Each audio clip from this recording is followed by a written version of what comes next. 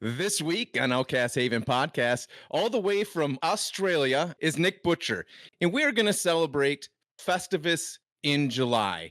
And if you don't know what Festivus is, this is where you air your grievances and tell your family what you don't like about them. So, Fab family, prepared to get roasted. If you are sensitive, this is not the episode to listen to.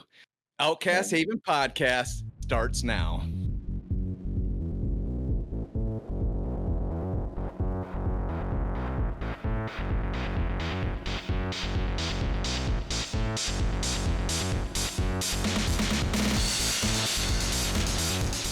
We brought you on because when you and Matt came on, when we did the card merchant drive, we had a ton of fun.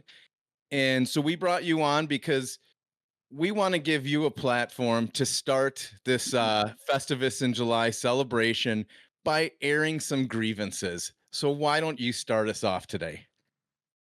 Right, as long as other people have their own grievances. You have your own grievances, right? I don't want to be the one coming on here and just fucking being negative. Everyone's like, yeah. You say a grievance, Nick, just keep it to like one at a time, and then we'll all have shit to say about it. Yeah. Okay. But the first thing I'll say, all right, it's just the rulings and people just not reading cards and asking questions that involve reading the card.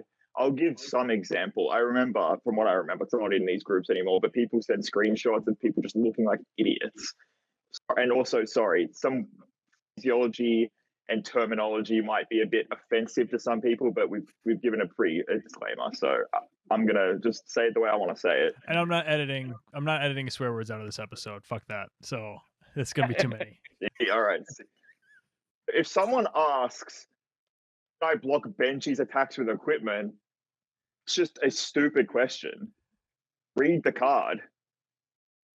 I don't know. That's just the first example I have. It literally says from your hand. Equipment is not in your hand. It is on the table. Can I respond to that? The example I will give to that same ruling is stir fort. It literally in parentheses, they're like, well, why does it go double? Why does it do that? So you hand here's the card because it says it on the card. That's how it does it. Like you said, legitimately says it on the card. I agree with that one. And I was probably guilty a year ago of that. Luckily, it was mostly within our group or from YouTube viewers just completely ripping on me if I didn't read the full card. So luckily, I didn't ask the questions. We just learned ourselves. And Dane would be like, no, it says it on the card, Jason. It's right there. Or Blake, one of them, like, it says it on the damn card. So yeah, read the damn card. I also think that, to be fair, we've hit a point now where people will often go to the Facebook group, I think, to shortcut taking 11 seconds to just look into comprehensive rules. What's a hit? If it hits a spectral shield, does it count as a hit? If it hits an ally token, does it count as a hit? It's in the notes. You can look. It takes 11 seconds to go look at the comprehensive rules or literally the notes from the set, and you can find answers to that. And people are like, I'll just go type on the Facebook group. And then the best part about it is they never get an actual good ruling. Like, one guy answers it correctly, and then 7 people give them different answers. So you didn't even get the right answer. Like, just go look in the comprehensive rules rather than go ask the question and get 11 different answers. Like, you're actually making it harder on everybody in the world by not just like searching it up yourself. I don't get that one at all. Dane? To save some, because Yeah, I just I left like the rules page and stuff just because it's like, I mean, I don't know how it is in Australia, but one of the first things they teach you in, our core education is citing your sources. It's like, I didn't come here for opinions. I came here with like a legitimate question. It's like, fucking show me where that answer is. Like, show me the answer. Don't just be like, well, I totally think that it's this. It's like, cool. You just wasted fucking 7 seconds of my time reading your bullshit comment because it does nothing for me. Cite your source. Like, show me where this is the rule. Yep. All right. I think we covered that one, Nick. Let's move on to another one. All right. Do you have any of if you come up with yourself, then by all we means, I'll happily. we do, and we've always slid in our grievances here and there throughout podcasts, but this is a good one just to air all the grievances, especially coming into the huge road to Nat season, the call-in season. Let's get this out, especially us. We're going to meet everybody in person, so this will be great. If they want to start fights, then that's their problem. That's their prerogative. And now it's just this is just like this has been a problem for ages, right? This is just the conditioned dweebs. Just are never happy about conditions or anything, and then they'll just go on the fan page or wherever they go and they say, "Oh yeah, well, library I pulled a library in my 2 packs, but I'm very disappointed that it has a slight nick on one of the corners and I can't grade it a 9.5, and I'm just gonna and then LSS won't give me a replacement one because they said it's near mint. What's their right to say it's near mint when it's not actually near mint? I'm right. I'm always right. I want a 9.5 in my packs. I don't care. So I'm just disappointed now. This is great. I've quit the game. This game's over. This game's dead in 3 months. No wonder all the cards are crashing in price. Fuck this. I hate it. I mean, you think you covered it pretty well there, Nick. Like that sums it up. The game's the dying. great thing, Yeah. The great thing about that, all of those comments, is not one of our listeners cares about that. That is not who listens to us. So they're probably right there with you, Nick. Like, yeah, who gives a shit? Just play the goddamn card. You got a library, put it in your deck, run it in Bolton so you can have a goddamn hand. Do that. Don't complain about the damn, oh, there's a little white Nick. You know what? Better yet, take a black, this is a PSA. Take a black Sharpie and just cover up all your white Nicks with a black Sharpie. You'll never see them. Then send it off for you see the grading. problem with that. You see, then it's a damaged card. I can't damage my card. I can't believe someone on the Outcast Haven podcast which just said someone should damage their card. This is unbelievable. You don't send that to BGS that they say it's altered. This is ridiculous. What kind of advice is that to give people? I don't know if anyone. That's how I think they talk. I don't know if anyone listening would be like, I can't believe Jason said that. How could he have said that? Everyone's like, it's about right. He's a jackass. Yeah. I mean, we're definitely famous for like the exact opposite, probably the lack of condition we keep our cards in. I double sleeve everything, but I also don't. That's just like a habit I've got from every game. I like the shuffle of it more than I'm concerned about the condition of it. It doesn't matter to me. I'll shuffle anything into the deck. It doesn't matter to me even a little bit. I just keep like an extra box with all my equipment and stuff and just like pop it out and it's all squeezed. Sometimes I gotta give a little extra squeeze to kind of squeeze it in the box. And then I see people with their like extra suitcase to bring their slabs in because God forbid they just put a card in a sleeve. Like I don't just put it in a sleeve. It's you know what's really funny about that? So the prism poster back here is the foil. But to center in the frame, I had to do a hard fold through it so it fit. I'm just thinking, God, there's people that would probably want to murder me right now for folding this poster just so it fits in the frame better, so it's centered good. I was thinking that because of your comment right there, people will get upset about it. Let me blow people who actually care about this mind. If it was that easy to get a highly graded card, you probably wouldn't want it anyway because then it wouldn't be hard to get. And then you'd complain that, how come there's so many of these perfectly centered cards? I can't grade it. It's so common. How am I going to? I can't be the same as this next person. It's so common to get a 9.5. That's not fair.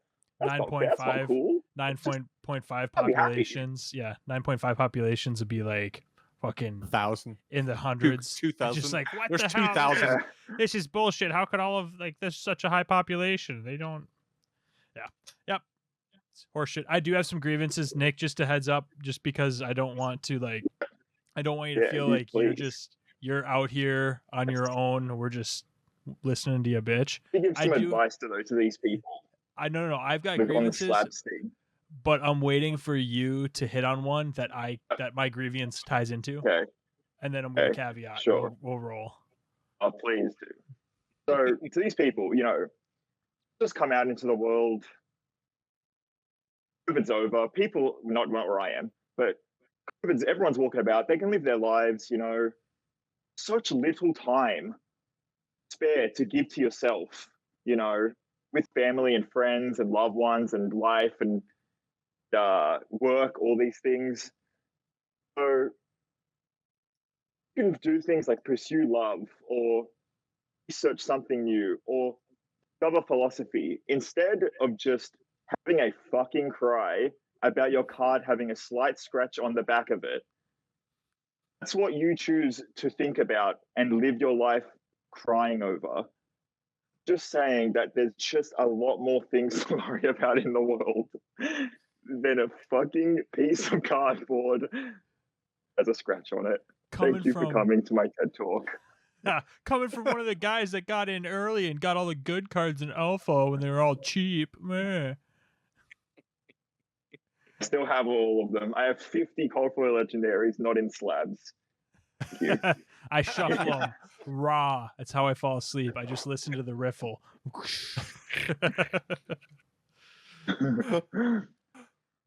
Next one is next one.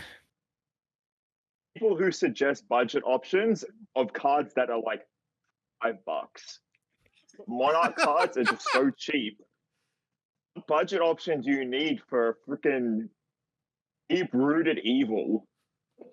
It's all Monarch cards are so cheap. What budget option do you need? Like, what do you mean you can't afford a Teklo plasma? Plasma. So that's a freaking token. The Teklo core in your dash deck, whatever you play. The cards are on my table, so I can see them straight. I don't know. Like legendary, sure. If you don't have like a shooting, that's cool. But if you say, don't judge me for my bad deck building decision, I can only afford one freaking Chasmoclasm. Like, $5. What do you mean? I'm not disrespecting you. I'm just saying, like, why would you play one when you can play three? If you can't afford a $5 card, I don't know what you're doing. Anyway. Totally fair. Especially if you're going, like, people go to locals and spend $5 or $10 to play to locals, but they can't spend $5 or $10 on cards. It's like, maybe skip 1 week of locals and then come back the next week with a deck you actually can play. I don't, I get not everybody doesn't, you don't have to own 9 decks and, you don't like, you can move your tunic from spot to spot, right? Like, we're not expecting people to like have one specific tunic in every deck box for their each thing, but it's like, for the love of God, yeah, like people finding reasons to complain. Anybody who complains about like Monarch prices is insane, because the Monarch prices are absolutely absurdly bottom dollar right now. It's so easy to build a Monarch deck with every Majestic you could want. Like, an expensive Majestic is like $10 compared to so many other games. Like, I play Dragon Ball Super, and Dragon Ball Super, when a super rare, which is basically a Majestic, is expensive, we're talking, Dane, Jason, you've experienced this. You're talking $70 for one, and people will put a play set and you need 4. People will drop $300 to go get their playset. And here it's like, they're $20. That's just so expensive. Like, I bought Art of Wars because I was like, well, I want Art of Wars. It's like, they're only $60. But some people are like, I'm not even going to buy it. It's just crazy. It's like, have you ever used it? Because if you've used it, you're never going back. Use it one time. 3 to 4 decks. I think that, so I am still, I will say I'm shocked when I see the affordability in a collectible card game. When getting into it, you should know there is an entry point to have a good deck. The past 2 months, you can't complain about the entry point to this game anymore. It is very inexpensive for a collectible card game. Even if you get 3 E-Strikes, 3 CNCs, 3 Art of Wars that you can rotate between as many decks as you want to throw those cards in, because I rotate those too. I think I have 4 CNCs, but I have 3 of the others, and I just rotate them. But that's your most expensive cards. Why do you have 4 CNCs? Because I bought them when they were really cheap, and he only has to rotate 2. Yeah, I was running him in. I have a lot. Yeah, I mean, if I could have 9 Art of Wars, I'd be happy, just because I'm playing them in so many decks. Yeah. To that point, we'll give you time. I lost my train of thought. Yeah. It's gone. No. Okay, so this actually is a good point. So this does sort of stem off of what Nick's saying about quit bitching, or like quit proposing budget options to cheap cards, but also stop bitching about like not being able to play with your good cards. I guarantee you that Matt, Nick, like Kale, Jordan, Kiki, like these people over in New Zealand, I could take the Majestics out of a deck for the most part, unless it's like I don't know. Like, I could take the Majestics out of a Katsu, and they would probably kick the shit out of me just because they play clean and know lines and know what my deck's going to do and know what my options are. Like, you can just play well. This game really rewards piloting, and if you're going to put time into a deck, you do, like if you walk away from a locals and you went 0-3 and you're just like, this game's like I don't have the good cards, like the guys are kicking my ass, it's like probably made some play errors. Like you can definitely play cleaner. Wait, no. But see, here's the thing. If I had just been able to play E-Strike 3 times, I would win every game. Because that's how it works, right? Like if I have the good cards, I always win. Because it's a pay to play, right? That's how TCGs work. It's pay to win. So if I had 3 Enlightened Strikes and 3 CNCs, I win every game. That's just that's how it happens. I don't know what game you're playing. I know you're being sarcastic right now, but I'm going to pretend you're not. And that's bullshit. And you're wrong. And this game is the least pay to win game that I've ever played competitively. And I fucking love it. Like, I love how much this game rewards piloting. Like, if you're going to play a calling and you don't have a skull cap, I'd probably suggest getting a skull cap because like win percentage will increase by having that card over Rod Helm. Like, obviously. Yep.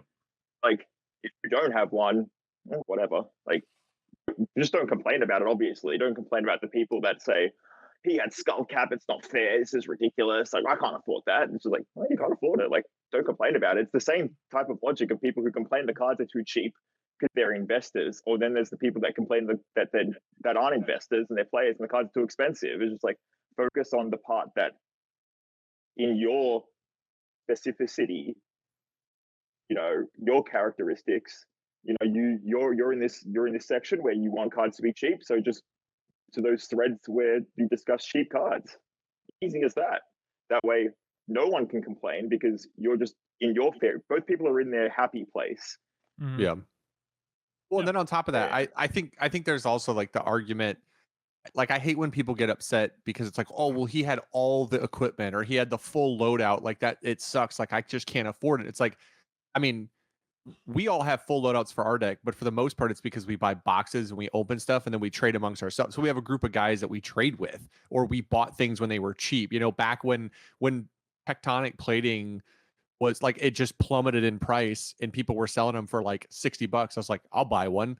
And then they go up in price and you're like, cool. It's be smart about buying it. Like, you wait until Tunic is $300 because you didn't want to spend $80 9 months ago. Who are you mad at? Like, why are you yelling on the community page because it's expensive? You're the one who screwed up. Like, you're the idiot who didn't buy low. It's like being mad because the stock market shot up and you're like, well, I'm pissed because I didn't get in early. So now I'm just going to complain about everybody who did, that they just got lucky, or I'm mad because it's not fair. Like, I want it. It's like, you made a bad decision. Like, be mad at yourself, yell at yourself in the mirror and be like, why are you stupid? Why didn't you buy a Tunic 9 months ago when it was $200 cheaper?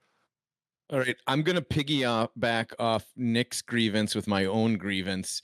That's kind of in the same realm. And I am guilty of doing this.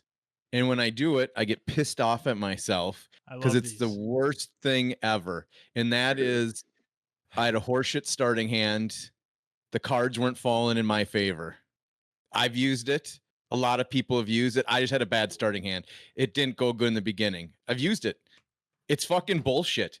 Remember, Blake, when I used to practice with Kano and draw 4 reds, I would start my hand with 4 reds, trying to figure out how to get out of bad hands and practice that way.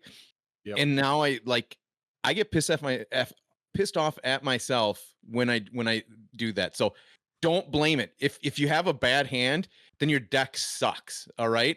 And you got to figure out how to get out of a bad hand. No, or you just got unlucky because it happens and it's RNG, and that's what happens in card games. You'll draw a bad Unless hand. it happens over and over again. Good players get out of bad hands. All right, ready? So listening to Kieran talk about playing his Katsu deck, he said something that completely resounded with me, and I wish that we could all get it on t-shirts and wear it everywhere and post it on Facebook.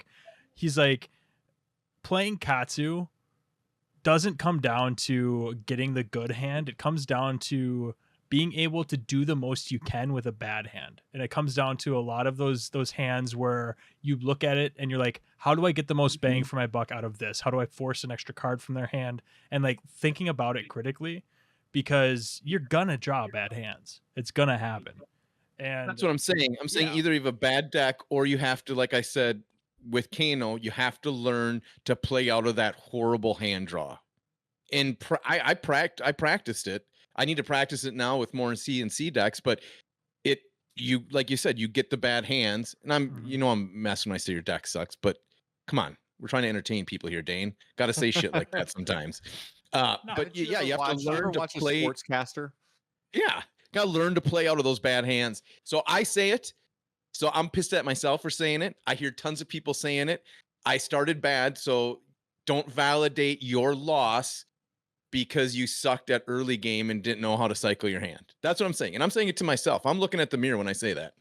So, little point on that is that just be self-aware enough to know that what you're really doing when you're sitting across from somebody bitching about your bad hand is what you're saying, whether or not you realize it, is you're saying, if I had drawn a better hand, I would beat you. And that Correct. all that does to that other person is make them think, oh, this guy's kind of a douche. Like, oh, he just got unlucky. He'd be kicking my ass if he was drawn better. It's like, no, but you're not. So just smile, slap a smile on there, shake their hand at the end of the game, move on to your next game. Hopefully your amazing deck draws better next time. If it doesn't, and that becomes a, repetitive thing, maybe your deck is shit, and adjust your pitch values. I mean, you know what I mean? But you got to understand how you're coming off. You're coming off like a douchebag. So, and I've said it. So whoever wants to blast me, well, you've said that. I have said it. I'm saying I said it. I get pissed at myself for saying it. I've done it too. I feel like everyone's done it. Like Blake, I know Blake's That's what I'm saying. Like, we all need to stop. Yeah. It's you get tilted. It's part of that tilt. Go ahead, Nick. Well, like the smallest thing, I love this one. I'm going to follow up to this point, but the small thing that's similar to what you just said about saying, "Oh, I would have beat you if I drew better." I love I haven't been told this because I mean I crush everyone because I'm the best anyway. But they say I've heard people say it's like, "Oh, I would have won next turn if you didn't win this turn." I'm just like. Yeah, but that's why I won this turn because like I've heard that so much. I don't get why people say I've I heard would beat you next I've turn. Definitely heard that. All right. It's funny. I've said no, but Kale said.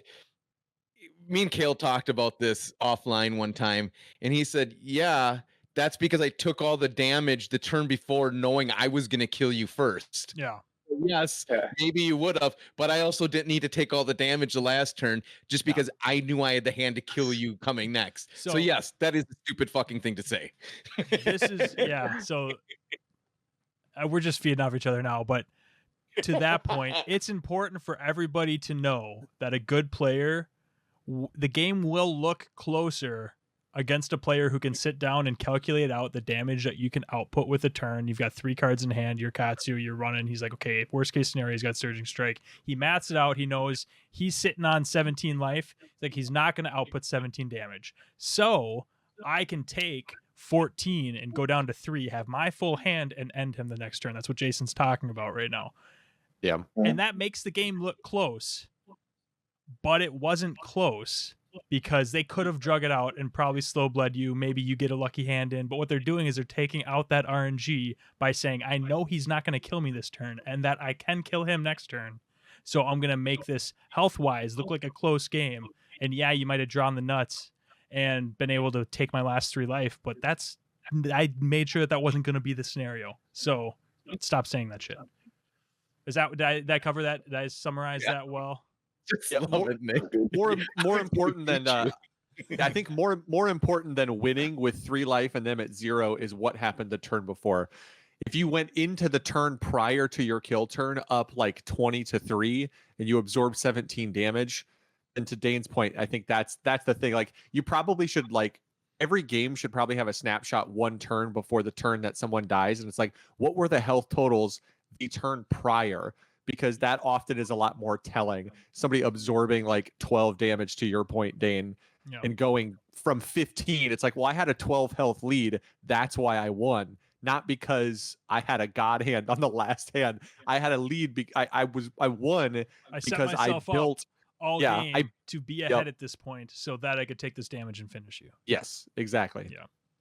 Anyways, everyone be aware of that.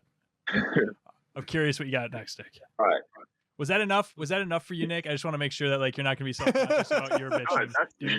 Did we bitch enough so you can feel good about going into your next point now? As long as other people share their things, I don't see a lot of things either. You know, I only see some stuff that people send me or that I see sometimes. Mm-hmm. But the next one is like the Fab Discord discussion pages and all the comments and all the people in the what, I don't know what it's called. And Blood TCG community, and it's got all the discussion pages and all that with all the classes, and just the way people talk and like the cynicism and criticism and all that stuff, and just, like people's response to certain criticisms. Like, so I took some screenshots. I'm not going to name names because obviously that's just ridiculous, and I don't want people to get attacked or anything like that. So there was a thing in the Prism Discord where someone who was clearly trolling, right? They're saying like, I'm going to play Yinty Yanty in my Prism deck, which, I mean, you do you, of course, but when people started criticizing that, not criticizing, but saying like, oh, hey, you know, you can just play Illuminate and it's just objectively better, right? Or you can play Wounding Blow as generic, and then their just response was, I don't want to. I want to play Yinty Yanty. It's just like, this is a discussion thread. You're just don't say anything if you don't want to start a discussion. Like, I don't see what your angle is at all. Then some guy, let me find it. I'm very unprepared for this. Obviously. Can I say something while you're looking for that, Nick? I went in, this is the truth, like months ago, I went into Discord. It was in one of the channels and I had made some points on something that were solid, good points, completely ignored. Nobody responded. And I have not gone into a Discord discussion channel since. So that was like 8-9 months ago.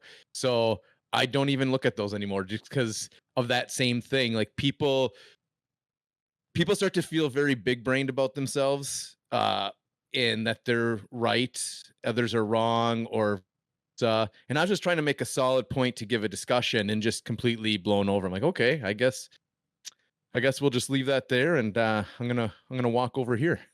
I mean, this goes full circle back to what Dane said, right? Cite your sources. If you have a point about why you think something is better in a deck, in a group where you're discussing a specific deck or a deck concept, then maybe you should cite your source. And if your source is, I've played this deck 500 times, that can be a valid source. But if you're like, yeah, the other day I tried Bolton for the first time and I just didn't see why this card was good in it. Like, I just think that card's not good in the deck. And you're telling someone, and somebody goes, well, I've played the deck like 50 times and I think the card is good. It's like, yeah, well, I played it the other day twice. So I think objectively, my opinion is as valid as yours. And I think that's the issue sometimes, is like you get those comment threads where people are like, well, you know, I've played the deck once or twice, or, oh, I watched a video by this one person, so I have a really good opinion about it and I know things about this deck, so you should listen to me. And it's like, everybody wants to be a genius.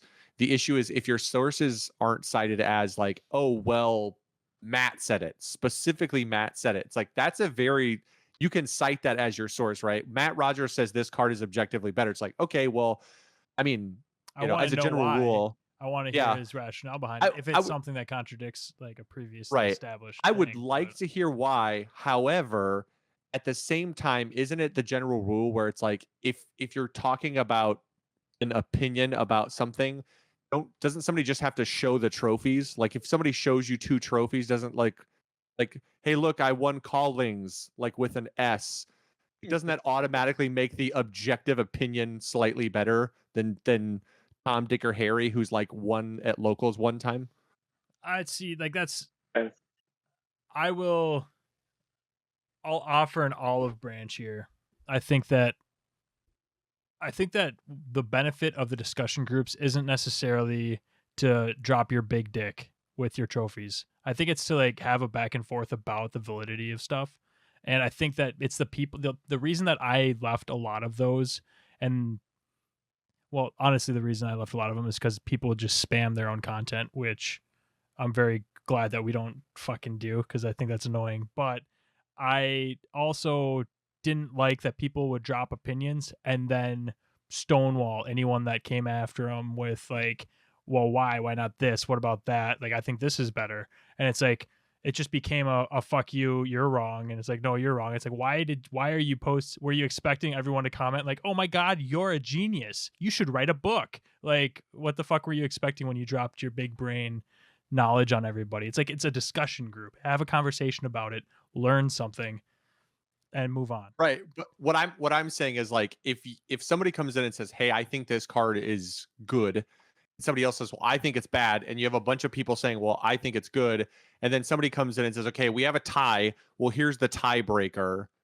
Like, what is a valid tiebreaker in those things to add? Maybe because we have to at some point see that. No, I'm cutting you off. That's the point that I'm making. Okay. Is it's not a win-lose thing. It's a fucking discussion. It's not a tiebreaker. This Right. is I'm right, you're wrong. It's a discussion to like, maybe you guys as you're talking, like I know So that we have been talking. there's no objectively better cards in this game. I think that we all think that this game is, I mean, look at the difference between Kieran and Jordan's Ninja Katsu deck. Do you think that they had discussions about like objectively better cards because they ran a bunch of fucking different shit? I mean, like, Right, I'm just but saying running that like it pet comes down cards to There are objectively better and worse cards. yes, there are. So I'm if not- you're I'm talking not- about Brutal Assault. if you're talking about specific cards, I'm just saying like if I get that there's discussion, I understand that discussion is good, but I think sometimes like people have discussion for discussion's sake, and then everybody is a genius in the discussion group. Everybody's like, "Well, check out this amazing tech I have." And you're like, "But that's not good." Like that's the problem is like people don't want to hear that their brilliant idea is not Mhm. good. So they come in there and they're brilliant and they're like, I'm playing Yinty Yanti in my deck because I'm a genius. And everybody goes, well, that's not a good card. And they're like, well, I don't care. I think it's good. And you're like, okay, but here's the thing. Nobody thinks it's good, including this person or including these two people All right, I see who what you're have. saying. Yep. That's what I'm saying. I'm not Yeah. saying that you can't have discussion. I it, think I get it. discussion is good. I don't like when people stonewall from the other side, where people are trying to say, hey, we're all here trying to help you make it better. You're not listening to us. So here's some sources that we're citing that says that your card, while it is spicy, is not good spicy. It is bad spicy. That's the kind of spice you want to take out of the deck. Like, don't put the bad spice in. Put the good spice in. I'm with you. All right. I think that's like the issue with those things, right? It's just like people are too lazy to type out a full response Mhm. text form, whereas if Yeah. it was via talking, it'd be way easier to communicate because you can actually have a 5-minute lengthy rant on why you think this is good and here's why and this is how it happened and these are the interactions that make it good in my opinion. Instead, people just like try to fit that into one sentence and it's just like, okay, well, I don't know what the hell you're talking about. It doesn't make sense to me. I don't know anything you're talking about. You're just making up things. I don't know. And like another thing I think is like the people somehow who get the most respected, who are just usually wrong, are only respected because they type a lot in these threads, Yeah. and then they get some weird ego thing. I saw one thing where a guy's comment was, "It is basically my version of X hero," because it's like this whole Discord's, I'll just say chain deck. This whole Discord's chain deck is basically my deck. That's the meta, and it's like, are you like? Honestly, that's a ridiculous thing to say in general. I don't know, like what kind of ego trip are you on? Yeah. Because He you probably said, like, came up with like 9 seeds and 9 rift binds in his chain, and he knew that was absolutely amazing to make the deck go. actually, I think he's gone down to 8 because way to be edgy, way to be edgy. I'm an innovator. Dude, everyone duck. Everyone duck. He's about to turn left and he doesn't want to smack us with his dick.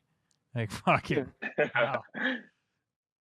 Yeah, that's pretty much and then I love the made up statistics. Like I played 2 games of Prism versus Chain, but the matchup's like 80-20. Like Yeah. 2 games. I hate Dude. that one. That's the worst one.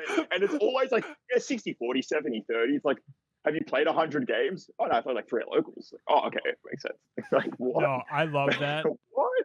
Because we use that a lot. Like we'll be talking and but like we've also run the matches like 100 times. I would 20 say, times. Yes. I would say at least if we're saying stats like that, we have ran that specific matchup without too much change. Like we've got both the decks tuned and without too much change to the deck itself. Like at a minimum 20, 25 times. How many times do you think we've done Chain Katsu against each other? Fuck. Oh, we did God. it. We did it 4 today. We did it like 3 or 4 we've got to be over yesterday. 50. We got to be over 50. Yeah, it's over 50. Yeah. But I've seen a lot of Chain Katsu and it's not fun. It's just literally dice rolls. That's what I've seen. Yeah. It's like Katsu or Chain. It's like like and the Katsu mirror. I've ran the Katsu mirror. Oh, fucking Katsu mirror, the Chain mirror, Katsu versus Chain. They're all basically just like who hits the nuts.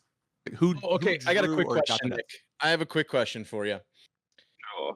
If you were going to, because we'll get back to the grievances. Let's just get off it for 1 second. I just have a quick question. If you were going to Las Vegas calling tomorrow, what deck would you have with you?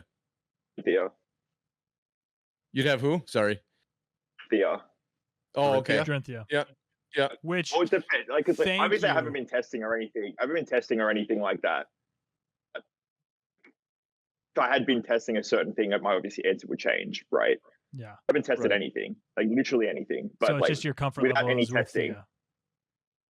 the, It's not that. It's just like, so Cynthia is like the highest of ceilings, right? Because you're all about outplaying your opponent and like playing in certain patterns and deck building a certain way. And it's very consistent if you can play it well. And you don't have a bad matchup. You just have a lot of skilly matchups or certain slightly bad matchups. But you can outplay so many people with Dorinthia. It doesn't matter what they're on. As long as you play well, or if you play perfect throughout the whole tournament, you don't make a single mistake. I'd say Dorinthia has the best percentage chance of getting you into top cut versus any other hero. Because it's consistent, just because of how consistent it is. And it's so adaptable in every way. Like, it's so weird that Dorinthia gets all these cards where it's like, oh man, Unmovable beats Dorinthia. Here's Twinning Blade. Like, here's your answer. It has an answer to everything. I don't know. And that's another thing I was saying about this. People were saying, oh yeah, Dorinthia is slightly easier than a buy for Prism. And then like I played the guy that said that, I was like, oh yeah, he's like popular now, this Bill guy from the Discord groups from Greece. I played him in a Dorinthia game in front of like 40 people. I just played Dorinthia that I built in 5 minutes and I just washed him. Not trying to like gloat myself, but like it's just saying like don't say those things about like any hero because you don't know like context, you don't know who insanely good is playing this hero completely differently than anyone you've played against. But yeah, I played Dorinthia for sure. And I would say I played Aaron Curtis in the Card Merchant when he was on Dorinthia, and he played it much better than most of the people around here that play it. I mean, I think he beat me with, I don't know, 9 to 11 life when I was playing Chain, and I thought I was blocking pretty well against him, but there was just another level of the way he ran that Dorinthia that was much better than people I've played around here. No offense to people. Well, you're not as good as Aaron Curtis at playing him. So everybody around here, sorry, you're not. Jason said he said except for most people around here, I'm the exception. He's obviously played somebody of the same skill level on Dorinthia before. Obviously, he did really well. So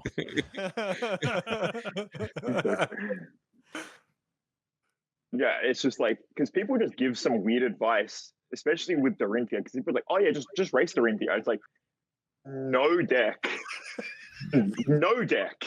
can race Dorinthia. You don't if Dorinthia doesn't want them to. Like Nature's Path Pilgrimage, Dust Path Pilgrimage, Supremacy, Valor, nothing can outdamage that. Like, you can't face tank that the whole game. It's not going to work. People might not play those cards in your meta, but you can't just out say, yeah, I'm just going to take all their hits and just hit them back hard. Like, it won't work that way against people that are prepared for that. Do you know what Dorinthia does? Do you understand? Like, like we're the one deck that I remember specifically testing, like racing Dorinthia, was Prism, because Dorinthia wasn't running 6 attacks. Or if she was like, if she sides Command and Conquers, that's stupid. She's making herself worse. But like, so we tried with the Prism because the attacks were so big and you could just consistently hit that. And even that was just like, Prism had to get lucky as shit to even like have it be a close game. Like you can't, you can't race. Dorinthia is just. I think to Nick's point, I think like it's the issue is exactly that, Dane, is like to Nick's point is Dorinthia just does what Dorinthia does probably more consistently than any hero maybe in the game, because everybody else kind of runs into some RNG. It's very rare with Dorinthia that you're not like, oh yeah, like I could probably swing the sword twice. I could probably make them both, you know, one or the other can be a 5 or, you know, or can be a 6 or a 9. Like I'll push a bunch if I want to. And then people don't think about the fact that it's like, hey, let's race Dorinthia. It's like, you know what happens if you race Dorinthia? She gets counters. And then all of a sudden, if you're Prism, your 5 and 6 attacks are the exact same as the sword coming in. It's a 5 or a 6 base. And if it's a 5 or a 6 base, you're just dead. Like at that point, just pack it up, roll your mat up, and just go take the L, because you're not coming back from 2 or 3 counters. Yeah. I would say it's her and Bravo are your two most consistent decks, in my opinion, of just consistency wise. And I will say, when I first started this game a little over a year ago, playing on the kitchen table, no sleeves, starter packs, riffle shuffling them, bridging them up like you're playing 52 card shuffle or pickup against my wife playing Dorinthia. I think she won 6 games straight before I won one with Bravo. So yeah, I can see that. It's just like, I think when you were saying about the whole like, oh, I drew a bad hand, and it's just like, there's decks, there's power and trade-off consistently. That's like balancing in card games. It's like, if you're a powerful deck, you're probably not as consistent. But like, I think Dorinthia, in terms of like, if you did a graph, like power versus consistently, Dorinthia would be like have the most. Yeah, like, above. She'd be above that middle line, right? Where she's got. But she'd be above everything else, I think. Yeah. So yeah, in a percentage wise, so that's why I'd pick her, because like the best odds of doing well would be with her. So why would I not play her? Mm-hmm. But yeah, that's without any testing. I'm switching to Dorinthia. I'm on Dory now for the rest of the. Let's go. I need to practice I think Katsu into her, so let's do it. She's a classic example, I think, too, of like a Swiss killer, where anytime you sit down in Swiss, you're gonna run into random people, especially in early rounds, who people will run kind of funky decks, and they'll have some weird tech that you're not used to seeing, and sometimes that can incidentally counter something that you're playing. But it's hard to just hard counter Dorinthia, because there's not a card that just says no to Dorinthia like there are to some other decks, or funky things that you can add into a deck that can kind of mess with her. So that's the other thing, is like, she kind of is a Swiss killer, where if you sit down against something weird, you just go, okay, I'm just going to race this guy, because I don't know what his deck does. It seems like it's a weird build, so I'm just going to try to kill him before whatever he's trying to accomplish happens. And like every game kind of has one of those, like those decks that just goes, I'm kind of above levels here, but I might be maybe fair at times, where a good player can understand me. But you probably beat up on anybody who just has even the slightest misplay into Dorinthia. It's like, if you misblock one turn, you can completely get blown out. Like the game can just completely get lost. And like that one turn, it's like Spoils of War, swing a Dawn Blade, someone blocks for 12, and you go, cool, Twinning Blade, now you die. Like, just back it up, baby. Like, this game's over. Yeah, Dorinthia's got The other thing about her, it's just like, her depth. That's the thing. It's depth in her card pool is just so much bigger than everyone else. Like most of her cards do so much. Like obviously cards like, I'm gonna say cards that are bad, but some cards are obviously bad. But in terms of like, yeah, she just does so much. It's crazy. Like, she's just stacked. I don't know. Which is good. Another hot take. So because when we talk about the game, right, we actually enjoy the game. It's not all negative. But I'm gonna say another hot take in a good way is that the Monarch heroes are not as great as people originally thought. Mm-hmm. So I'll let all of you go first with that one. That's my hot take in a good way. I think that when people figure out chain, that will 100% be true. Like how to play into chain and take advantage. Because like right now, at least from what we're seeing local, I don't know. Actually, I haven't made it to the last couple of locals. Is chain still pretty prevalent? No. I mean, typically chain does well. But I mean, the last couple weeks, it's been top two. The last 3 weeks have been Chain Katsu, Katsu Katsu, and Chain Katsu. So, biggest concern here is Ninja if you're trying to figure out how to win games. But that proves the point, right? Like Katsu can kind of handle anything and everything that comes his way, and he's an OG. So I will agree, say, though, Nick, your statement is the first reason I doubted Matt Rogers, because when you guys came on, Matt Rogers even said that these decks are really powerful, because in the beginning I think they were very powerful. And then as we played and we got like 3 weeks away from talking, I'm like, was Matt Rogers, was he wrong about that? Because Say, I there feel was like context because you don't know all the cards, only the cards that have been Yeah, I revealed. mean, that Obviously, they're going was to reveal the insanely good cards at first, and then like, that's what I'm saying. And just because it was so new, yeah. and I agreed 100% with him then, but now as I'm sure he's found and everybody else has found, it's like, well, Bravo's still really good, and I've beat Chain plenty of times with Bravo, and he can do well into Dorinthia, and he can do well into, well, I still have to figure out the Katsu matchup. I'll be honest there. That's the only one I struggle with Bravo, but it's yeah, they are, which is good that they're not as overpowered as we originally thought, because that would have been yuck.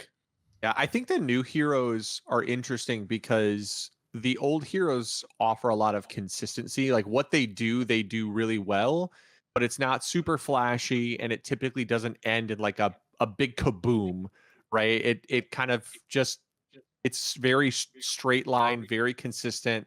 They do a thing well, whether that's Reinar intimidating to push a lot of damage and then playing pretty defensively, or Bravo being defensive, or Dorinthia is obviously the queen of consistency, Katsu having a lot of aggro damage if he wants.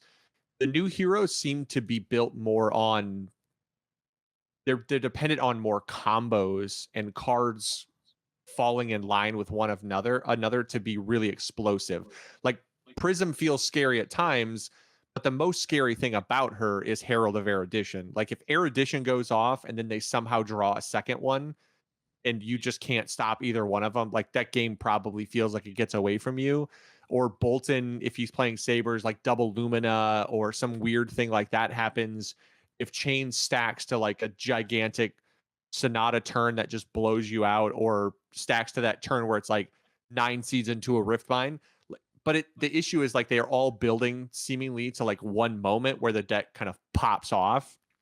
And the older heroes just feel more steady.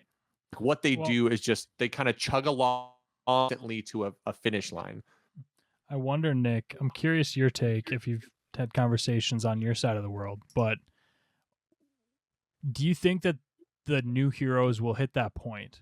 Because I feel like even the OG heroes like Arcane Rising came out, like a lot of the focus was on like a big combo, like setting up for like a big finish or like, and I think that still exists for the most, like in a lot of decks, like you're setting up for your way back around the deck again. But do you think now, like, do you think in 3 months someone who's playing Chain like is gonna have that consistent play?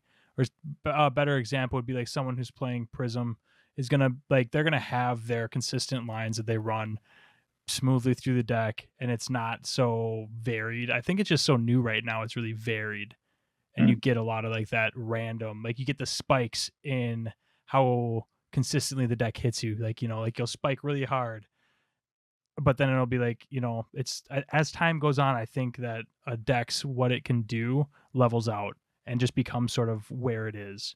Like Dorinthia is just very high. Like it leveled out, and the thing that she does that people figured out how to do throughout the entire game is above what they figured out with Azalea, right? And what she can do throughout the game. Yeah, I just think that Chain's just like very RNG based, so I don't know how well you can do with him. Yeah. By controlling variants, right?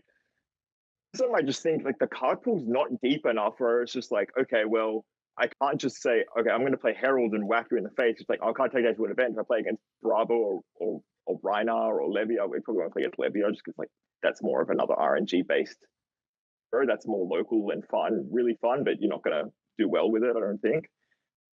Just like, okay, well, I can't beat that. Well, what about some auras? And it's like, oh, well, auras have their own problems, right? Like you don't start with a weapon with the iris, and then you don't have much blocking power, and then they're expensive. And there's problems with that, and then it's like, okay, well, I'm going to mash them both together, and it just becomes like fine. But it's just, I don't know. Whenever I see these like hybrid, like aura, prism, luminar thing, it just feels like it's a bit inconsistent. If you ask me, like they're trying to do so many things, and it's just like you do the best because these old heroes are like, I do these very well, so I'm going to focus on these. Whereas like X and Monarch are kind of just mishy mashy. They don't do anything the best. I don't know. I don't know how to explain it. Yeah, I think, I was just gonna say, like, so Prism was the deck that like I was all in on at the very beginning, and I tested so many different fucking variations of her, like blended, just aggro, like making it so my 80 contained enough to sideboard in and out of like an aggro list, and then like take 12 auras out, put in 12 like just trying to figure out a way to like be able to run her and being able to swap an aura build versus an aggro build depending on the matchup. And I basically shelved all of that and built it aura because that's what was fun to play, and where I think maybe like a more mid-range meta allows her to perform with her auras, just making the auras really consistent.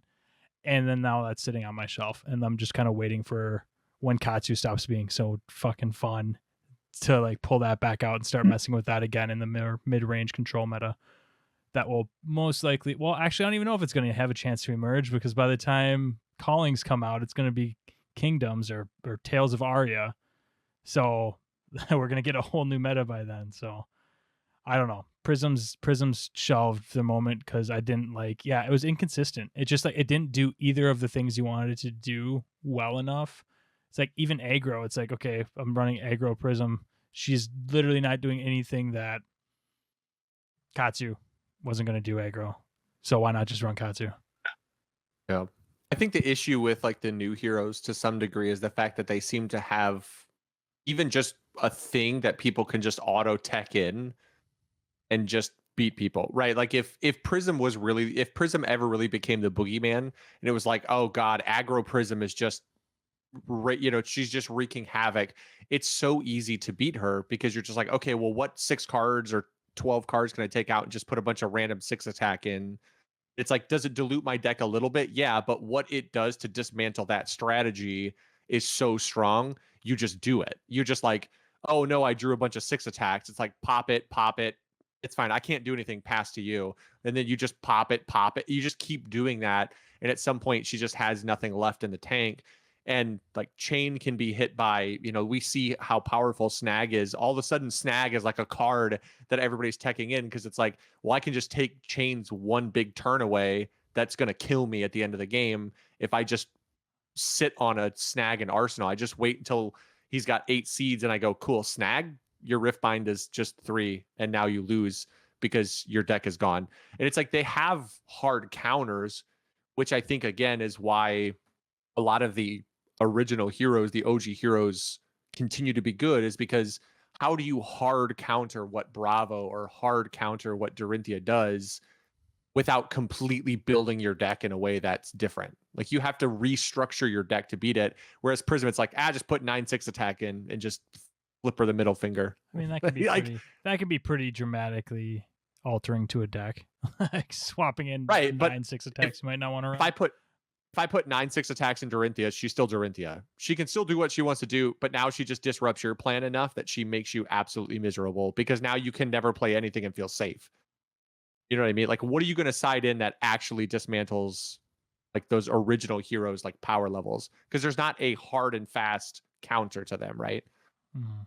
All right, that's enough deck building. We gotta get back to Festivus. We gotta rip on people. This is all right. I want to all get right. back I'll to the cut good out my shit. last All little right, bit there. We'll let Blake finish his point. Nick, give us another one, Nick. I want another good one. I was gonna talk about how people think Prism. Let me say one last thing. Yes. Only Arclight Sentinel makes you attack it. You can't say that Dorinthia or Katsu or anything like lose to auras. Ignore them. Who cares? Like, if you play a Merciful Retribution, all right, play it. I'll attack you in the face. I don't have to attack it. Like, you don't have to make me attack it. Like, that's the last thing I don't get about Prism at all, is that people just seem to think that everything is a magnet. Okay. Yeah. What's best to do with YouTube? That's what I see with YouTube. this YouTube fab-related content sucks. Not good. Like, I'm sorry, but like, when like people like this isn't enjoyable, when you just go and it's like, oh my god, but it's such a great game. I love this game so much. Oh my god. Oh Jesus. I just love this game. I have my hat on backwards. I'm an Ash Ketchum wannabe. Sorry. You have like 100 XP on the lifetime leaderboard. Don't freaking jump around for joy. Like you're like the biggest fab fanboy. Like you've played like 2 locals, right? It's great that if you want to focus on the market, you can do that. Don't pretend as if the biggest fanboy of the game ever and jump around as if like you found your new favorite card. Right? That's just one example because like this person is probably like the most subscribers and it is like the biggest joke in the history of fab content creation. I don't know what to say. It's just crazy to me. On a completely, entirely unrelated note, if you're playing in an online tournament and both parties playing in the game know that both parties are streaming, don't like obviously like look at your other monitor and be like, oh yeah, dude, you totally like you missed your tunic or whatever it is. Like, just be smart enough to not completely telegraph that you're also using your chat mid game when you're live streaming to like help you with the game. And if you do, I get to fully enjoy the fact I beat you and your fucking chat. And then I just walk home with that. So Yeah, unrelated. I think unrelated. Yeah, it's funny because, like, to Nick's point, I will say that the one thing I've noticed is if you look through fab content and you find people who are really super gameplay heavy, and that's the thing that they put out. It's a lot of gameplay, it's a lot of deck construction, it's a lot of game theory and things like that. I feel like those are the channels that have somewhere in the neighborhood of like 500 to sub 1,000 subs. For some reason, those are the channels that seem to have under 1,000 subs. And then when you look at all of the people who, you know, do nothing game related really in terms of actual gameplay, they seem to be the ones with like the bulk of the subscribers. And it's like, I get that people like, I don't actually, if I'm being completely honest, I do not understand in any way, shape, or form watching other people open cards. I'm sorry if that hurts your feelings. Jason said this at the beginning. So if you're butthurt about this, I'm sorry, but I'm not fucking sorry. Not even a little bit, not even a tiny bit. I don't understand watching other people open cards. I really don't understand paying other people to open your cards. That's the best part about playing this game outside of actually playing this game is opening packs. It's the best part. Like, it's the best. Why are you paying someone else to do it for you? You know why it's so good? At locals, we open packs and immediately everybody hands the whole set of cards to the newest player at locals. We could just send them the pack, but fuck that. We're opening our own goddamn pack. Then you get the cards. You don't get the satisfaction to open our damn pack and then get our cards. You get the free cards, but we're opening our own damn packs first. 100% agree with that. I don't understand that. I don't understand everything that you just said. I don't understand. And people ripped on us at first because we were pretty critical because if we feel something like you do, Nick, today, we've said it for the almost a year we've been doing this. If we saw something we didn't like, disagreed with, we said it, we got ripped, we came back, we said it again. It's what we do. I've got a grievance. Sorry. I've got a grievance with you fuckers across the world. Grievance with the grievance. No. You okay. Aussies, New Zealanders, you do not take criticism of fab well. I don't know if it's necessarily you, but particularly the New Zealanders. I know they put their heart and soul into it, and they committed a lot of time and effort into it, and we're not taking that away from them. But like when we said, New Zealanders were washed. Huh? They're all washed. They're trash, New Zealanders. No. But like when we were like talking about tournaments and stuff, like we got told to pound sand, like in the comments of like just like talking. Like Jason, I know, he came on to play games with us, crying one night because he got bullied because he said that there was no competitive scene. And it was really disappointing, and everyone made fun of him. And it was like, oh, it's just be patient, you'll get your turn.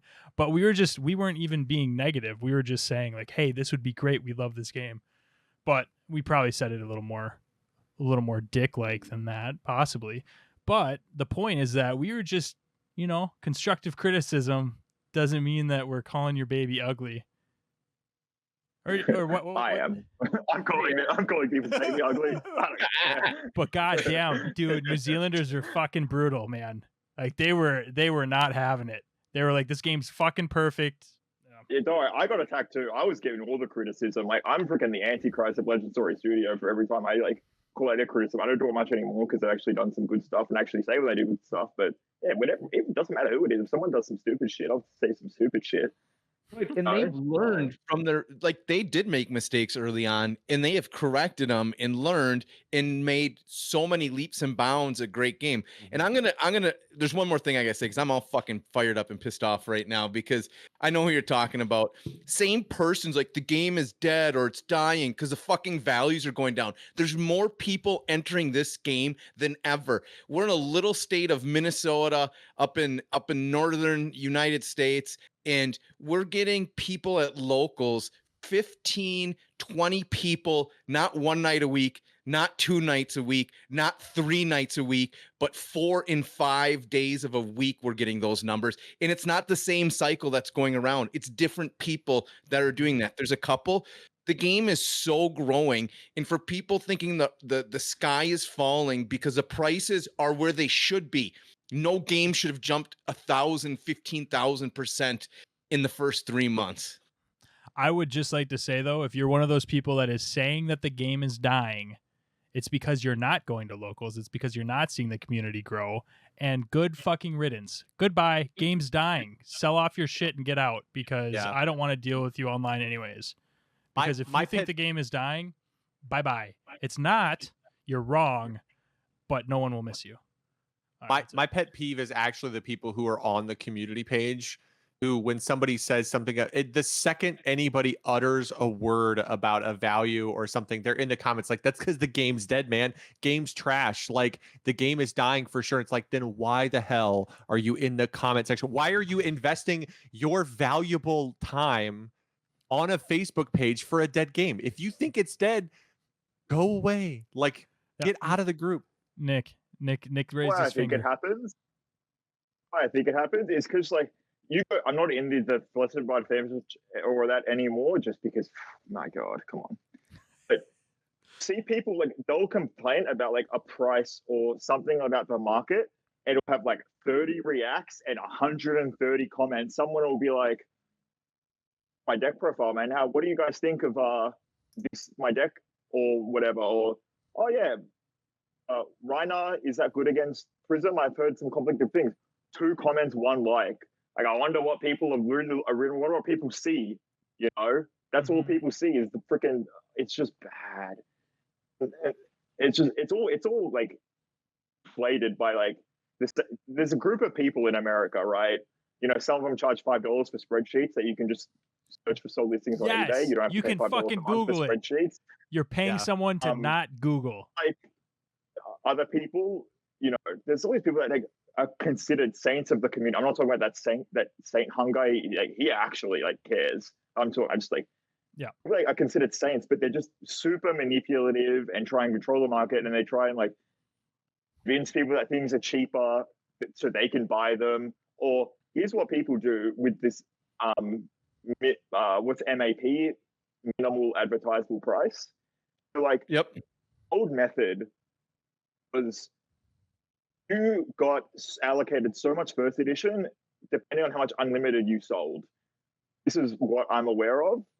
So what people will do is they take small negs, sell off unlimited product just so they get more first edition of the next set and stuff. So when your channel's dedicated to box openings you're paying this person for an unlimited box instead of your local game store. That person is literally just using you to get more access to purchase some product for themselves. I don't know if people are aware of that, but I don't know how many people are aware that that's just literally it. I And didn't it's know just that was crazy that you're like affecting. Now there's at least That's 400 why- to 600 people aware of that. Yeah, I didn't. So I didn't know that was real. I saw some comments. I saw a comment. Sorry, not comments. A comment thread where that was brought up, and I was like, I mean, it's fucking Facebook. I don't trust everything people are That's saying. fact. That's why people like neg themselves and like lose a little bit of money and Yeah. sell stuff for so cheap. Just so yeah. But I think they've stopped that because LSS have realized that that's what people are doing, and it's just ridiculous. Well, that's good. I mean, that just goes to show like the reactivity that LSS has. See, complimenting LSS. New Zealanders love us. There's other YouTube channels. It's just okay. I don't really watch that much. I mean, I watch Outcast Haven on a Saturday morning when I wake up, make breakfast. Good podcast. I recommend those guys. But there's other people like do their best. They're not going to watch someone who's newer at the game trying to explain stuff because there's no point in that for me. It's only just going to be a bad experience, right? Like, just needs to be more. I don't make content myself, so I'm a hypocrite, right? But like, I don't know. I think there's just not that much great content out there to help people get better, or it's just like flooded and like at the bottom of people's queues. All people care about is the market. It's weird. You know what I'm really excited for? And I think that actually a lot of our viewers probably agree with, is I'm really excited for like the passion content to come back. Not just the pumping for likes and views, not just like pumping out gameplay, which we have slowed down on. We kind of we're all adults with families, like stuff slows down, but we still are committed to like the podcast and the live stream because that's fun for us. And we love like that's our babies. Those are our babies, right? But like, they might be ugly some days, but they're our babies still. We still love our ugly babies. Dude, I just want to see more content from like Dead Summer Art. I want to see content, like I want to see like the people that are really passionate about like just different parts. Flesh and Blood was amazing. This lore, like the art, like going into in depth on like just, I honestly love lore. So Dead Summer Art really stands out to me for an example for this, but I miss like the really passionate like content creators that it's just seemingly have gone offline. But I think to Nick's point, again, like I think Nick hit it on the head with that in that it's just that stuff just gets buried by all the stuff that sucks. That's miserable to watch and that's not fun and that's not good. All the people who are doing things out of passion aren't getting likes and subscribers out of it. They're getting like they post their thing on the fan page, they get 100 views, 2 likes, and 1 comment. And then some dumbass posts a video and they're like, hey, check out what I know about the market. And it's like, it's nothing. It's a meaningless video that's trash. And it has 300 comments and 500 likes and 1,200 views. And it's like, it's hard to be like, part of the reason that I think we're where we are as far as like coming up on a year of doing this stuff a lot in with the podcast and the live stream is because we just genuinely in a lot of ways don't care. And I think that has allowed us to keep going through times where people are being dicks about it or saying stupid stuff or having negative comments.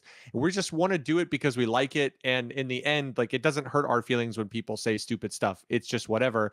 But if you're doing it and you're investing hours and hours and hours into these really in-depth lore videos and you're just getting buried and not getting views and you're comparing yourself to some of these people who are putting out just shit content, like it's easy to get beat up and to say like, you know what, it's probably not worth my time. Like I have a life. I'm an adult. I've got things going on. It's not worth my time to do that kind of stuff, which is super, super unfortunate. And I think part of the reason we're all frustrated about a lot of the nonsense that gets posted sometimes, the things that get so much views, is because that's the kind of stuff I want to see. I want to see things about the game. Like part of what draws me to this game is the fact that it has incredible gameplay and just in unbelievable wealth of backstory and lore for the characters. You're not just playing a random hero. You can learn about them and have a background on them. And it's like, that's so good. And when people put out content about that, it's really enjoyable. But I get it. I get why they're sometimes maybe feel defeated by it.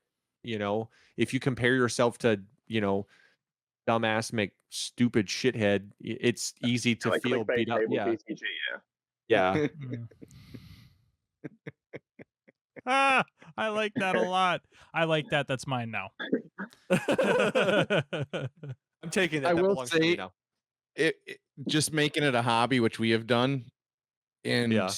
and just enjoying it because people learn from our stupid ass mistakes as much as our awesome, amazing gameplay. Probably Like, definitely you more learn so. You learn more from our stupid mistakes than right. you You do see from something awesome. stupid, you're like, okay, I will never do that because that looked like a pretty dumb play to make. So you learn from watching that as well, especially with the live stream where when Dane is the master controller and you can see me and Blake's hands, you're like, why did he do that? Why did he do that? That's a stupid play. So you learn, and when you're grinding games and just going fast, sometimes that happens, but it's a hobby for us. We enjoy it as a hobby, and I don't know, sometimes all the bashers at us gives us better content to talk about for our podcast, to be honest. I loved Glad this that, week. like, Go ahead. I'm glad that they made like the Devastation series is great for like these average players. Yeah. Like that's a great idea for them. Like, Yeah.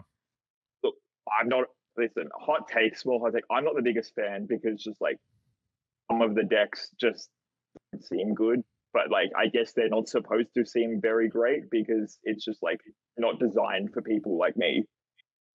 So and it's just good if everyone gets like exposure. Like I wanted them to do this ages ago because in Arcane Rising, nothing got love. Everyone shits on Arcane Rising heroes except for Dash. You know, it just goes under the under the radar. No one knew what they were doing back then, and now that it's like they're actually making this content, it's actually like should inspire other people to do the same thing. I hope. Mhm. It is an amazing. I love that series. I enjoy it. I watch all the matchups because, like you said, even if you can tell some of the decks aren't optimized, but it's still fun to see what they built within those decks. And so I enjoy that part just to see how. Then I don't have to go through the bothersome of building to see certain cards and say, okay, yeah, that does not function the way I would want it to function. I will not be putting that in my deck. But yeah, I enjoy that series a lot. Super cool series. All right. So do you have one last really pending point, Nick, to end us on? Like Mm. or was that your worst? Because the last one was amazing. That I think we can all agree on. Unless anyone else has something, I've got the good hot takes is the game is great, which is contrary to popular belief. I guess I don't know to some people's belief, the most that I see. But yeah, cheap. Yep, I've got everything. Sorted. Morons do have beliefs too. Okay, So and we're gonna go. All right. So let's end this podcast on hot takes because we're getting Road to Nats in the U.S. is what 9 days away. Is that where we're at? 9 days from Road to Nats. A week from this weekend. A week from Sunday, I believe, for us here in the U.S. So we're just over 8-9 days, and we're gonna see deck lists coming out like crazy because they're gonna be required for Road to Nats, which it kind of sucks because like one of my better builds, do you want to bring it to a Road to Nats? And then if you do think you have something spicy, even though it's not very spicy, but in your own mind you think it's spicy and you don't want people to see it, do you not play that deck? No, take it. No, Just try to take win it. it. You're not gonna keep like I don't like that. Like No, like, that's fine. Secret tech. What are you discovering? That's off my point. Yeah, that's off my point. with My point on 400 this cards? is I want to kind of know what everybody's opinion on for first week of Road to Nats, what decks you think you're going to see up there, and then give me a 1 or 2 calling predictions that you're going to see up there. So we'll let the guest go last for his hot takes. Yeah. So let's just start with Blake. You want to start with your hot takes, Road to Nats, and then calling? Yeah, like, I think Chain is going to be highly represented, but I think it's going to be more a product of I think Chain will see a lot of top cuts, but I think it's going to be more a product of the volume of representation than the deck's actual power. I think it'll be a product of the fact that every game has it. A deck comes out, everybody believes it's like the tier 0 deck, so everybody plays it, and then it becomes this redundant belief because it's the most represented deck, so naturally it's the most represented in top cuts, but it might not be the most winning deck. And I think that Chain has the potential to be that. Chain will be the highest represented deck in Top Cut, but will not be the top dog when it comes to number of wins in Road to Nats. That's my hot take. Dane? I think that Azalea is going to win the majority of the Road to Nats, and that Chain will not make top 8 in any of them. Hot I take. think that's hot. I think that's burnt. Scalding. Scalding. Blackly. That went over. That is not well done. That is, you went over. You went beyond. We're past the point of no return. No. This is my one hot take I wanted to cover, like this episode, right?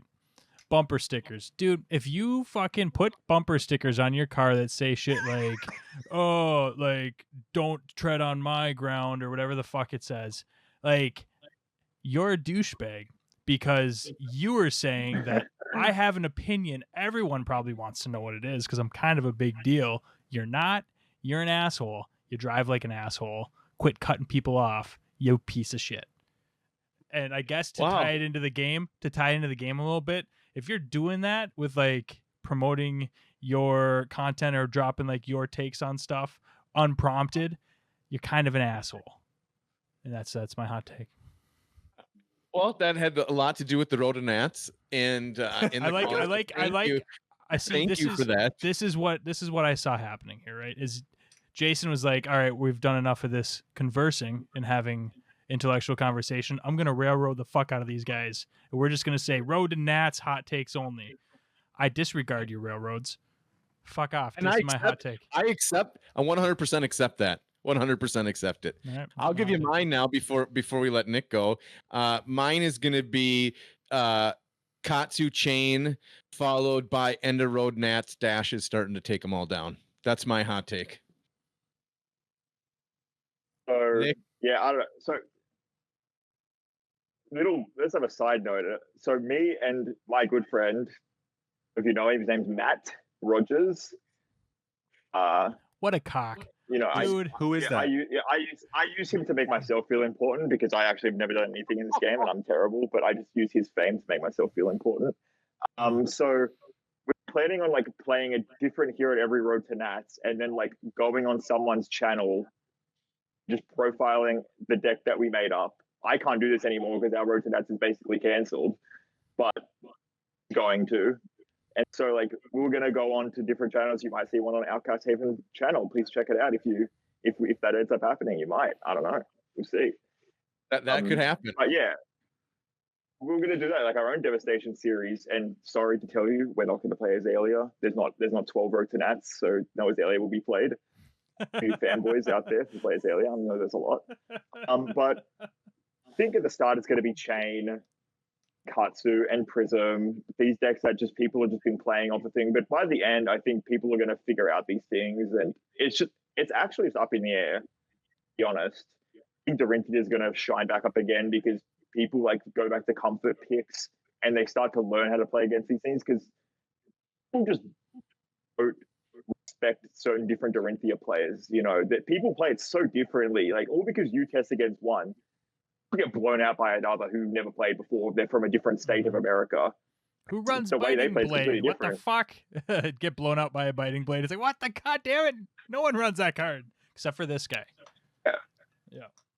And I think by the calling, I think Chain will be falling out of favor. It just has so many one-card answers. It's relying on luck. I don't think it'll be very represented, to be honest. I think it'll get figured out very fast. I think it aggresses very well in the early game. It loses late game to control decks. I think mid-range decks, dead. It's my hottest take. You think mid-range is dead? Mid-range is the worst it's ever been. It's dominated every Fab format since the start.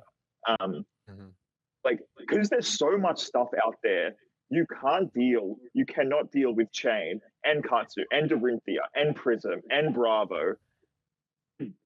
One plays Dash or Kano or Viscerai. People could play Viscerai or anything like that. You know, you can't beat everything. You can't adapt your deck to everything. So, like, decks that mid-range and try to weave their way into everything won't succeed because there's too much out there. You can't beat everything. And so the decks that really focus on their own game plan like do what they want to do are way better. So either hard control or hard aggro. I think that's what the meta is going to become by the calling. And we'll That's just really have to interesting. see. Yeah, to see. that's a really good Comes out on point. top by then. That's a really good point, Nick. Because I think that in some of our past episodes, we've talked a little bit about how the beginning of any format tends to be aggro. And then as aggro gets figured out by the control and mid-range decks, mid-range and control sort of swoop in, and that becomes like the core meta of a new format. But it's a good point that the field's so wide that like a mid-range deck is not going to be able to answer the way it does in other games, like in DBS where there's a field of like 5 or 6 top decks. If you can beat 4 of them with a mid-range sideboard or something, you're going to be fine. Like that's a good mid-range deck. Like, yeah, you might have a hard loss and a struggle into one other or something, but you're going to have a good matchup generally. In this game, yeah, you're right. There's so many different options that could be run viably that it might be difficult unless it turns into like another United States Blitz meta where it's Ira and Dorinthia, and that's all you see ever. And if your mid-range deck answers Ira and Dorinthia, you're probably going to do pretty well. Something like that I could see maybe happening, but I don't know if we're going to have time. Yeah, I don't know if we're going to have time to develop like a meta like that before Blitz is trash anyway. Blitz sucks anyway, so yeah, Blitz is I agree. Agreed. Yeah, we agree. 100%. Except for that's the only place I can play Benji, so I'll always allow it. And then You lastly, you could play Benji in constructed, but you're just being a coward about it. Just sleeve that bitch up, man. and I will say I'm still going to call it Kingdoms when that comes out by the Orlando calling. Not calling it whatever the other name is. It's too long. Just Kingdom. I don't get that name. I don't get that name. Get the name. Thank like, you. How do you like if the game went from like Firestone to Black Lightning? I'm just gonna make it up random like terms and like just adjectives and stuff to like something silver and then something, you know, like some hardcore awesome thing to just like Airy Meadows. Like how does that happen? Like these hardcore like fighting, let's go. It's like let me tell you a tale, young one. Like right? That's not the game I really like remember, but I guess so. Yeah, that's interesting. Yeah, I don't know. I don't know what you guys are playing for the call. What are you planning for the calling? Give your audience something to. Oh man, I have no idea what I'm actually going to settle on the calling. I'm waiting for Dane hasn't yelled at me yet to make me pick, and that's I rely on Dane to yell at me to make me commit to something because I'm the king of semi-committing to 5 things and then the night before deciding the deck I'm going to play. Yep. You've got 4 days. I legit have a timer set in my phone where I'm giving you a week out from my first road to Nats is when I'm going to declare Blake fucking pick one. I'm reliant on Dane to make me pick. I love Zorinthia. I'll be honest, it'll probably be. I love Zorinthia. I'll probably run Bravo. I'm probably gonna run Bravo. That's where I'm at. That's so. Yeah. Like that's the thing. That's what I was. Let's talk about the game for a little bit. I'm sure, like, you don't need a time limit for this podcast, right? People just want to hear some shit. Don't give a shit. Yeah, we don't watch the video. People don't watch more than 20 minutes in, anyways. Who gives a shit? So here's the thing with these decks that you try to beat everything. You can't fit six powers. You can't fit all these snags and chains of eminence. You can't play unmovables, all these unmovables and fates and sinks and just you can't play 120 cards in your deck. So like that's why I think mid range is not as good now as it was before because there's just no space. Like usually now when I'm building decks, I have like a 54 to 56 card core, and then I just have like a few cards each matchup. You know, like maybe I'll play 3 red or yellow. You know, maybe 3 Commander Conqueror in my main deck, but then I'll play another 3 6 power cards in my sideboard just for that, and I'll play like maybe 3 unmovable just for Bravo, and my deck's still the exact same. I just have these nice cards that counter 10 instead of just I'm going to put these 10 cards in that's completely counter this deck. But you can't do that anymore. There's too many classes. Mm-hmm. Yeah, no, that was honestly like that was probably my favorite point. Like you've made a lot of really good points, but that was the most like aha take that you had tonight, Nick, was just pointing out the fact that like mid range in this game probably doesn't settle into being the core of the format as much as in other games. Which I hadn't really thought about like that. I was just sort of expecting like mid-range and control to start cropping up here, but I could see control But yeah, you're probably right. Aggro's very Mid-range. good. Aggro decks are very good. Yeah. Very good. Yeah. Very good. I think aggro is interesting in this game too because it falls into that. You have like every game has a limited life total, but most games don't. You feel like you can lose, but typically it's like, okay, well, I'm not going to lose the game until turn 2 or turn 3 or turn whatever. There's like a turn counter on you, but typically there's like a thing that kind of hard stops a lot of aggro decks in a lot of games. There's a way to stop them that you can put into your deck. And in this one, the issue is most aggro decks have a lot of branches that they can go down dependent on how the deck kind of feeds them cards. If it's Katsu, it's like, okay, well, I'm concerned about seeing like a turn 3 getting behind and then seeing like surging whelming and then they just go off into the whole Mugechi, and now they just kind of have like this big explosive turn where they do a lot, and now I'm in trouble because I'm just too far behind. And then they have some random turn where they just go Kadachi, leg tap, scar for a scar because they're behind on life into like a snatch, and you're like, oh my god, that turn went so wide, and they still got a card for Arsenal, and you feel behind for a completely different reason because what they're doing isn't the specific line that you may be mentally prepared for.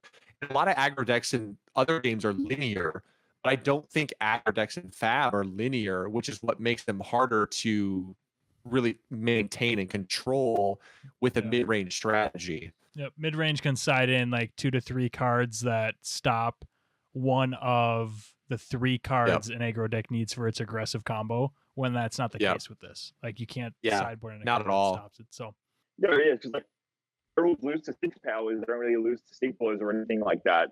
Ninja decks lose to like sink below and fateful seed and all that stuff. That's good against ninja decks. Bravo decks lose to unmovable. Well, they don't lose, but you know what I mean. Like the counter cards and these, and like these are completely different cards. Yep. All different reasons. Like that's what I like. Is that just like you have to evolve your meta. Like Prism actually like falls out of the meta. That could just win, right? Because people all of a sudden are only playing Command and Conquerors, they're 6 power cards, and like people aren't playing Rhino at the moment. It's like, oh yeah, this is the right time. I'm gonna play my Herald Prism deck and come in with freaking all these war tunes, and it's just a good meta pick. That's what I like about this game a lot, is that just like it actually evolve in itself. Mm-hmm. It's gonna be fun to see. I can't wait for 9-10 days from now when we start getting results. And I know the first one that I believe we're all playing in the August 1st one. So you know, I think my deadline is Sunday. I need to decide on my first road to Nats, but I think I'm going to do a similar approach. I think I'm doing 3 of them, Nick. So I do kind of want to do 3 different decks for all 3 of them, because that's fun. We don't have to, because we don't have a big event, but like if you're testing for a calling, maybe like I don't know, you want to get as much experience as possible in the one deck you're playing, because realistically no one's that important. No one's like that important. No one's gonna sit across from you at the calling and say, "Oh, yeah, this is the Katsu guy who like." All right, so I know these things. Like no one cares that much. Yeah, I know. I mean, I know Blake needs it, but Jason, do I need to set up an appointment with you too to like sit down and like figure out the deck that you're running? Because I'll do it to you too. I'll slap your wrist and say, "Hey, I have my spice deck that I'm gonna run, that I'm just gonna pull out, that nobody's gonna expect." That's a bad idea. Don't do that. I'm already telling you right now. Just don't. No, it's one that I've played into you, that I already told you what I'm doing. My plan, it's top secret, can't let anybody know. Harold Bravo. It's Harold Bravo. Jason's gonna just break all deck building rules. He doesn't even care. Just try to stop him. Try to stop him from playing Air Edition. The little Bravo. 99% it's gonna be. Just never hunt for any of your. Never hunt for any minnowisms. Don't even run minnowisms. I just want the 3 attack go against. No, I think that probably gonna be Bravo, because I agree with Nick. I think Dorinthia is gonna be a comfort deck for a lot of people, and I feel really comfortable playing Bravo into Dorinthia. So I think that's where I'm probably going to be, just because, like I said, it has the right tools to beat a Dorinthia if you block properly, and we've played a ton of games against that. But To me, that's a comfort deck. My comfort deck is Bravo. You know what I mean? You come home, you take off your work pants, you put on that nice pair of shorts. Those shorts are Bravo. You know, that's a little disgusting, a little creepy, but I'm putting my Bravo shorts on. I'm gonna go rock those out. Interesting. I love playing Dorinthia into Bravo, so there you go. Like the matchup for Dorinthia. I feel great in Dorinthia when they fall for my bad math tricks, and I can, and they let me raise a reflex surging strikes. Anyways, that's the trick to winning. That's the trick to winning. You just do it fast. Just like, oh, yep, that actually hit. So I get my card drop. No, I'm playing Katsu. I love that. Like, Katsu is fun right now. And if I can just play it cleanly and just pound my way through the sea of jizz, like, I'm totally ready to, if I meet bad matchups and top cuts, like, I'm fine with that. I want to perform well, because I'm honestly having a ton of fun with Katsu right now. My favorite spice that I added, and it's thanks to Blake, who always convinces me to play more mind games with my card games, is I just run one red pummel. Just so like early mid game, I red pummel that surging strike that they don't block, because they're letting me hit with that and hoping I have to search and waste a card for my whelming. But then I just pummel it, and it's like, I'm taking a card anyways, fucker, and I'm hitting you for 4 more. And now, do I have another one? I love that. I love it. But yeah, I'm gonna respond to that tech. I'm just not gonna say anything. No, it's bad. It's not good. It's strictly for the joy of like watching people. Interesting.